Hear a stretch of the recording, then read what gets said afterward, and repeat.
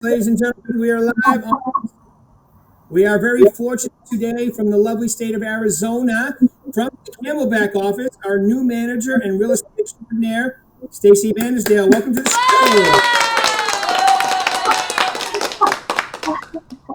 The studio audience loves you, Stacey. Well, tell us a little about yourself, how long you've been in this thing, maybe a little about your background, all of that stuff, please. Oh gosh, where do I start? I've been in real estate a little over 20 years now, and I've touched just about every piece of the industry that you can think of. Everything from new construction, resale. I've owned a boutique brokerage. I owned a real estate school, coaching, building people up, management. A little bit of everything in the last 20 years. Every time I feel I get a little bit settled, it's like, oh, time to learn something new. All right, so you're all about the change. I love it. Change is tough for a lot of people, but it seems to really be pretty easy for you. Yeah, you have to embrace change to stay relevant.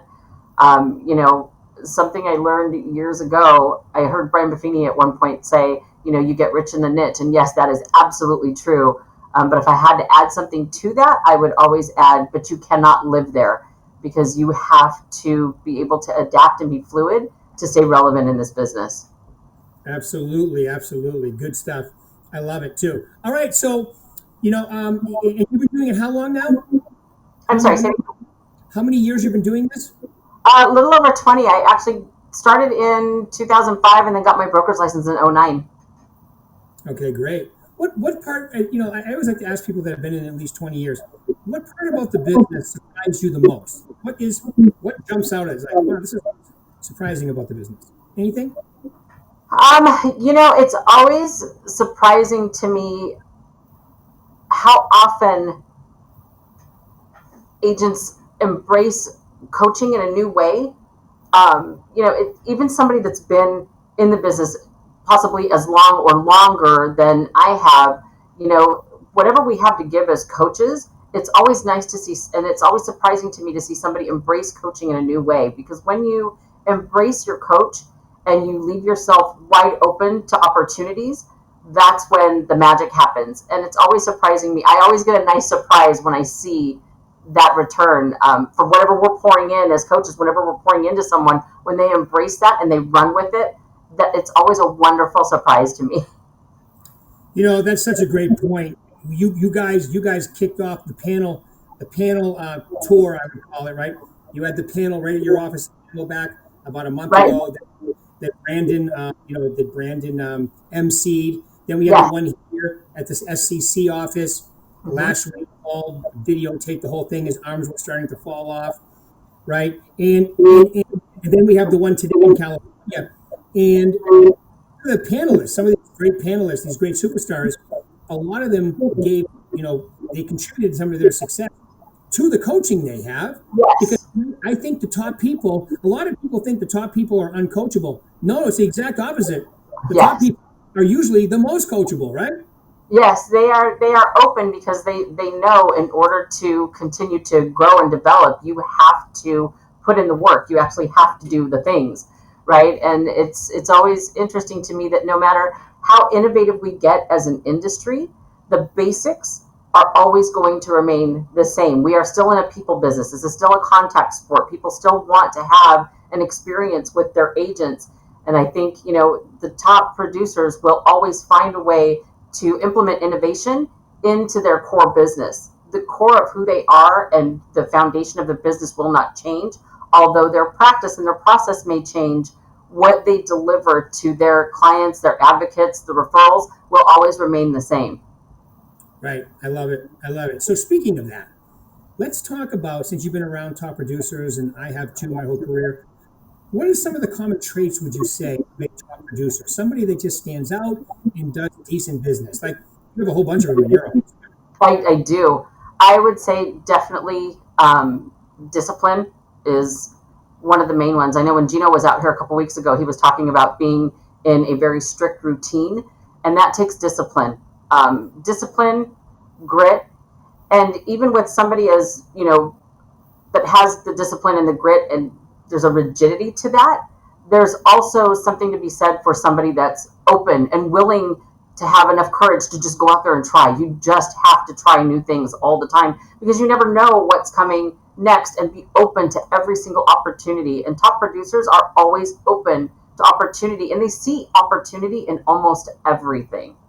Yeah, I agree. They do see the opportunity in almost everything. And discipline, to Yes, follow a time block schedule day in and day out, be on purpose about it. I think those are important things, right? yes, absolutely, absolutely. And making Okay, sure that they stay ahead of the curve. They're innovators in their own right. They want to find out what's coming next before it's necessary. okay, cool. All right, good. All right, so discipline, also the ability to try new things and get outside your comfort zone. That's a big one. Any other ones you can think of for a top producer? Um, I think top producers always have a desire to give back. They Ah, have a desire to mentor, because they realize that creating an extension of themselves is always going to help with their legacy and continue on whatever they put in place. yeah. And that's a big word today too, legacy. A lot more people are using it, right? Wouldn't you say? Oh yeah, absolutely. Because we never want to feel irrelevant, and you always want to feel like you have value. And the best way to do that is to pour yourself into someone else and to watch them grow. It's one of the best gifts you can give yourself is giving back. Right. Giving back is incredibly good, and that's why I love coaching too, because something about helping somebody who's never made $100,000, who's never Yes. made 200, who wants to go to the next level, is a lot of joy I take in helping people get there. I know you do too. Oh, absolutely. Unlocking that next level and watching someone grow is one of the best things to witness from the outside. It's always fun to watch that the light click and think, oh my god, I did it. And Yeah, I never thought they could, and you're like, I told right. you. I told you could do it. You just got to follow through. Somebody asked me, "Do you think I can do it?" I'm like, "Yeah, of Of course you course. can." I wouldn't believe you if I didn't think you could do it, right? But it's weird too because sometimes people surprise you. You think, "Ooh, this person may have some challenges," and then they end up being like one of the best people in the office. Oh, absolutely, absolutely. And the top producers never quit. They Yeah, never give up. They may have to shift. They never change the goal. They may have to shift the plan, but never the goal. right. Speaking of that, so you give me yours then. I love asking this question of top producers and yourself. If I'm in the business and I'm trying to take my business to the next level, or even get out of the gate hot, or maximize my business, what are the three most important things you tell them to focus on? I would say definitely time blocking, coming up with your routine, putting a strong marketing plan in place, and identifying your advocates who are going to be your biggest supporters early on. Okay. So number one would be okay. I love it. All right. What about another one? Give us number two. Uh, oh, that was number one, two, and three altogether. Oh, sorry. Give it to me one more time then. Give it to me one more time. Yeah, no, one, two, and three would definitely be, discipline, time blocking out your day. Oh, Definitely identifying who your advocates are early on, and sticking to the plan. Making sure that you come up with a good marketing strategy because you have to advertise, you have to market in order for people to know what you do. We don't want to be secret agents, and I definitely think those three things are probably the top. Should be at the top of the list when you first get started. okay. So I misunderstood. So I thought you went discipline to do a time block schedule too. Okay. So discipline means doing things that you know you're supposed to be doing, even on the days you don't want to, right? That's discipline. Correct. Yep. Yep. And then tell them, like, what does a time block schedule look like? Like, what am I, if I've never seen one before? I agree with you 100%, but tell them what that looks like. I would definitely say if you're time blocking, you're going to want to categorize your day and figure out what exactly you're doing. So in the morning, when you get up, if you have to have a cup of coffee, if you have to meditate in the morning, put that first. Get yourself in the right mindset. Make sure you're taking care of yourself physically. So if you've got a workout routine, make sure you're putting at least 15 minutes to 30 minutes and set that on your schedule to take care of that, because you've got to have your mind and your body right, so that way you can go out and be of service to others, because that's really what we're in the industry to do, is be of service.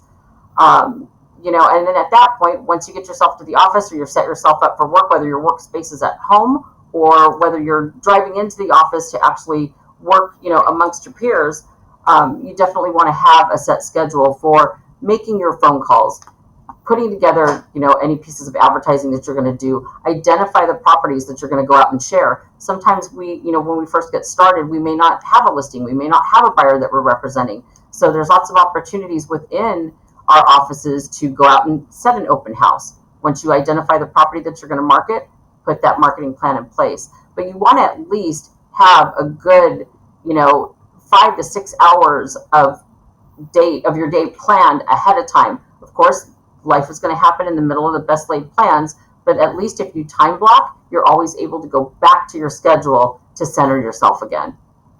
Yeah, there's no perfection in following the schedule because, like you say, things happen. Buyer wants to see something immediately, problem Right. with a home inspection.